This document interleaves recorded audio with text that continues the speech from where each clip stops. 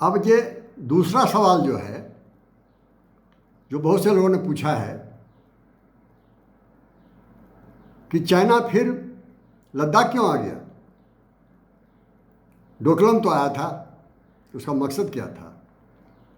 तो ये बात मैं पहले भी इसको एक्सप्लेन कर दिया है। चाइना का दूरगामी लॉन्ग टर्म हिंदुस्तान को तोड़ना है। नॉर्थ ईस्ट को, असम और उसके साथ जो जुड़े हुए और 6 स्टेट हैं, सिक्किम सहित को भारत से अलग करना है। और दूसरा है कश्मीर को भारत से अलग करना है उनको। वो लॉन्ग टर्म की पॉलिसी है। तो डोकलाम वो आए हुए थे कि सिक्किम और भूटान और इंडिया के कॉरिडोर से सिलीगुड़ी पहुंच जाए। सिलीगुड़ी तकरीबन 200 किलोमीटर है। और सिलीगुड़ी का जो एरिया है इंडिया का बहुत छोटा सा है, उसको कहते हैं चिकन नेक।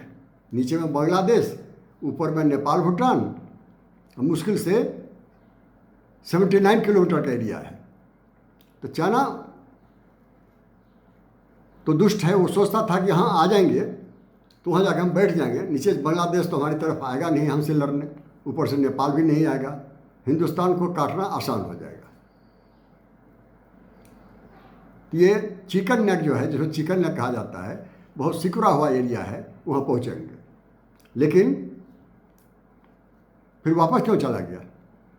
डोकलाम में आए, बड़े लंबे समय तक बैठे रहे, और फिर बिना कुछ पाए वापस गए। जब आए तब पता चला उनको कि सिलीगुड़ी पहुंचना उतना आसान यहाँ से नहीं होगा, क्योंकि जो पहाड़ियाँ हैं वो इंडिया की तरफ से ऊंची है। वहाँ पर इंडिया की फौज बैठी हुई है, उससे लड़ के आगे बढ़ना मुश्किल है, और बैक करने वाला कोई फोर्स साइड से है नहीं। पाकिस्तान वहाँ नहीं है, नेपाल को अपने इशारे पर नचाना मुश्किल है, या भूटान को। नॉर्थ कोरिया तो बहुत दूर है। तो अकेला चाइना को उस पहाड़ी को क्रॉस करना, जब तक कि दोनों साइड से कोई दूसरा देश उसको बैकअप ना दे तो मुश्किल होगा। इंतजार करते रहे, और हिंदुस्तान का दृढ़ इरादा देखते हुए वो वापस चले गए। ऐसा नहीं कि नॉर्थ ईस्ट को हिंदुस्तान से अलग करने का इरादा छोड़ दिया, वो इरादा नहीं छोड़ा है। अभी भी उनका इंटेंशन है कि नॉर्थ ईस्ट को अलग करो, लेकिन थोड़े दिनों के लिए इसको रोक लो, ये सब उन्होंने किया। अब चलो चलते हैं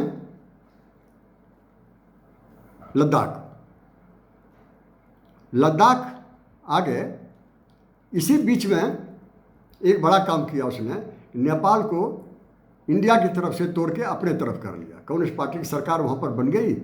वो सरकार, जैसा कि मैंने पहले कहा, चीन जो कहे वही सही,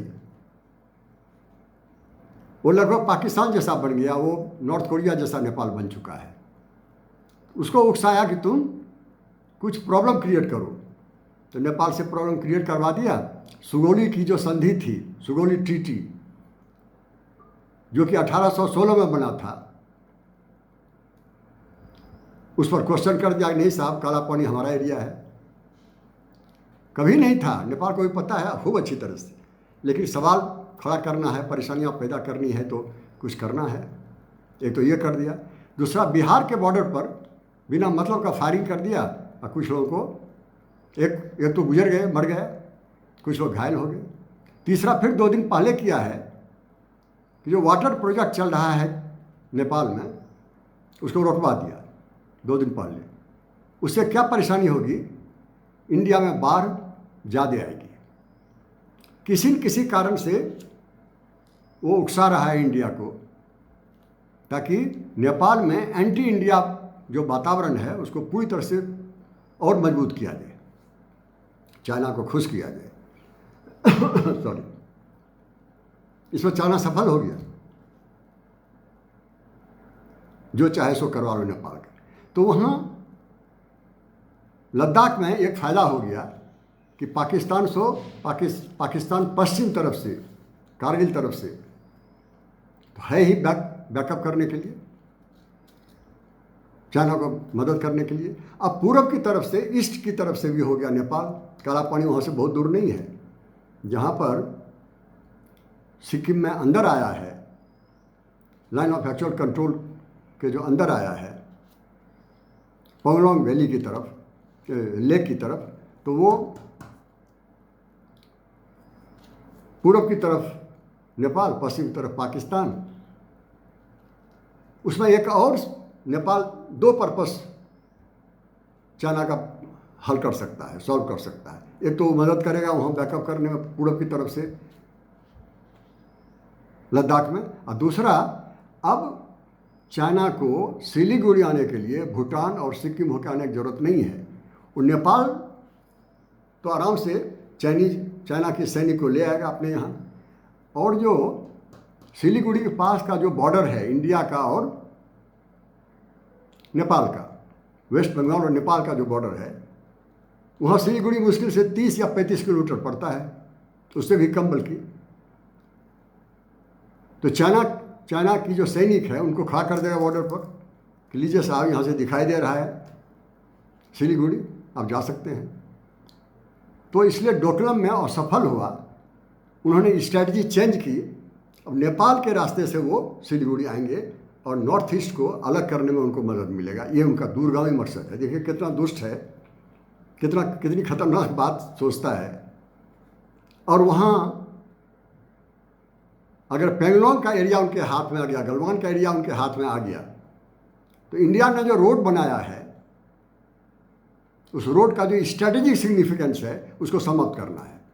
दोनों तरफ की पहाड़ियों पर वो बैठे रहेंगे गलवान में, और वहाँ जो रोड है उसका कोई मतलब नहीं रह जाएगा। फिर वैली में जो कि साइड से जो रोड जा रहा है ऊपर, जो चाइना के ही ध्यान में रखते हुए इंडिया ने बनाया था, 18 साल में रोड बना था बड़ी मुश्किल से, वो रोड का स्ट्रैटेजिक सिग्निफिकेंस खत्म हो जाएगा।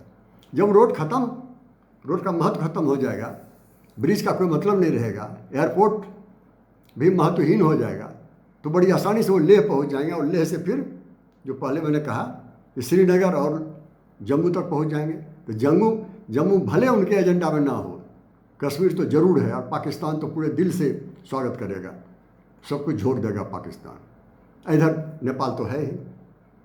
ये बड़ा मकसद था चीन को लद्दाख में अभी आने का।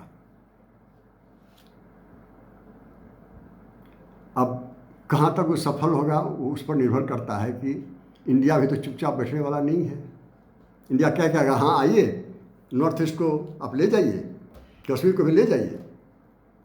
तो इंडिया अपनी तैयारी कर रहा है। कभी कभी 2 कदम आगे बढ़ो और 1 कदम पीछे हटाओ, ये स्ट्रेटजी होती है। इंडिया भले आगे पीछे की बात कर रहे हों, लेकिन अंदर से अंदर तैयारी तो इंडिया को करनी ही पड़ेगी, चाहे किसी की भी सरकार हो। लोग छोड़ने वाले नहीं हैं। लोग बड़े बेचैन हैं 1962 से ही अभी तक।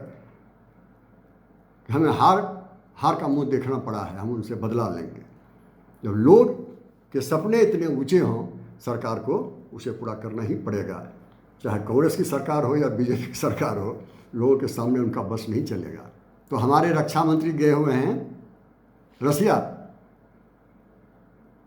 कि डिफेंस मिसाइल ज़रा जल्दी दीजिए हमको। जिस डिफेंस मिसाइल का विरोध किया था अमेरिका ने कि आप मत लीजिए रसिया से, तब भी इंडिया ने नहीं माना कि हम लेंगे।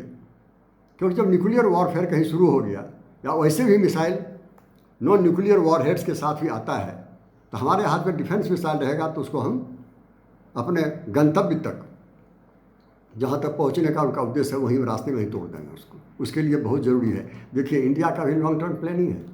डिफेंस मिसाइल जल्दी ला रहा है, हालांकि पैसा अब जल्दी ज़्यादा देना पड़ेगा रसिया को। वहाँ का मैन्युफैक्चरिंग जो है, बनाने का जो है प्रक्रिया शुरू करनी पड़ेगी तेज़ी से। रसिया भी मौका देख रहा है कैसे ज़्यादा पैसा लें। तो अब हिंदुस्तान पैसा नहीं देखेगा। हिंदुस्तान को पैसा चाइना की तरह भले ना हो, लेकिन इरादा बहुत बुलंद है।